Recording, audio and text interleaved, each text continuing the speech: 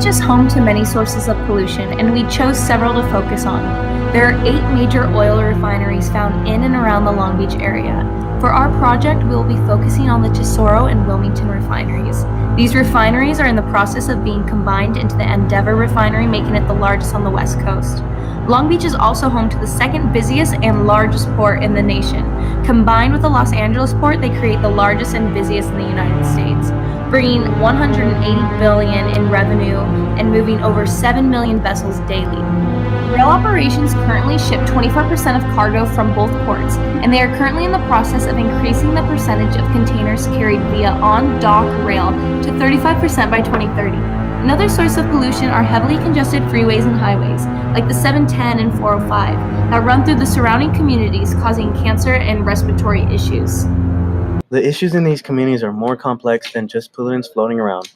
It brings up a social and political shortcoming of our nation, which is environmental racism. Looking at this Cal and Brown screen, you can see high amounts of several pollutants disproportionately overlapping with these neighborhoods of low-income and minority communities. For example, Wilmington is 85% Latino, and 27% are individuals living below the poverty level according to a 2000 census. Meanwhile, residents in Wilmington live between converging zones of pollution from refineries, so these communities lack proper representation. When it comes to fighting to protect their health, they end up bearing the burden for these companies, while the companies profit. Residents living in the West Long Beach, Wilmington, and Carson area are the frontline communities disproportionately dealing with all these sources of pollution. Many residents affected by them join community groups like East Yard Communities for Environmental Justice to join together to bring awareness and make a difference where they live. Diesel fuel, truck fuel, oil refineries, as well as the railway. I have been affected by it. There's been 3 explosions at the oil refineries, and I was a victim of each one. The first one knocked me from the first floor down to the second floor. Wow. The second one knocked out our windows. Cabrillo is kind of like think within a mile radius of a refinery, and I believe it's one of the biggest refineries on the West Coast, and it's also located near like a trash burner, which is also the biggest on the West Coast, as well as the Port of Long Beach, which exports and imports like 60,000 diesel trucks a day that pass through the 710. So a lot of the like diesel pollution comes into our area and around our school. It's Cabrillo High School is kind of boxed in because to the east we have the Tesoro refinery, and then north we have the 405 freeway, south we have the Port of Long Beach, and then to our west we have the 710 freeway, and they're all like major sources of pollution. So they all kind of Cabrillo High School, since it is in the middle, it like receives pollution from all the sources. Vehicles which use diesel engines emit mixtures of solid and gaseous pollutants. The California EPA lists around 40 of these emissions as toxic chemicals, but the most notorious pollutant is particulate matter. This pollutant increases the likelihood of heart and lung problems, asthma, and they even increase death rates. Keep in mind how Cabrillo High School is right between the 710 and a busy rail yard. Rail operations currently ship 24% of cargo from both ports, and they are currently in the process of increasing the percentage of containers carried via on-dock rail to 35% by 2030.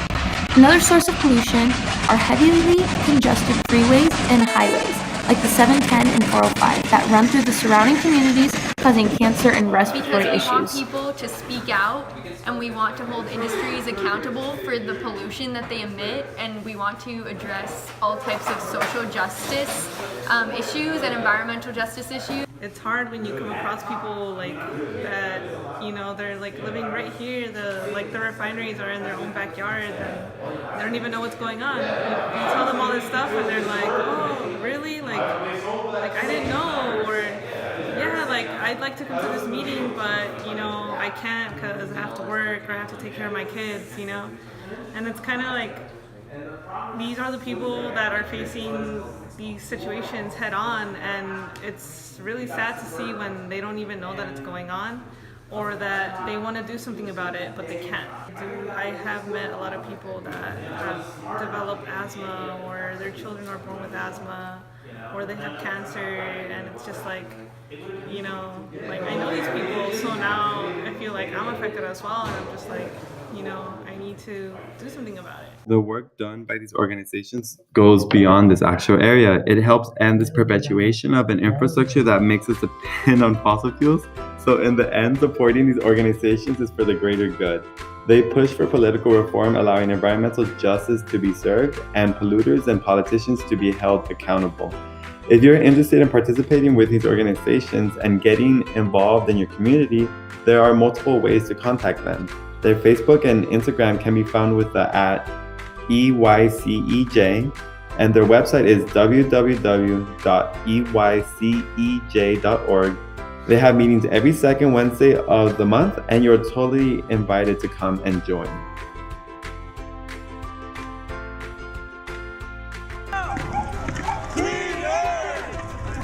Now!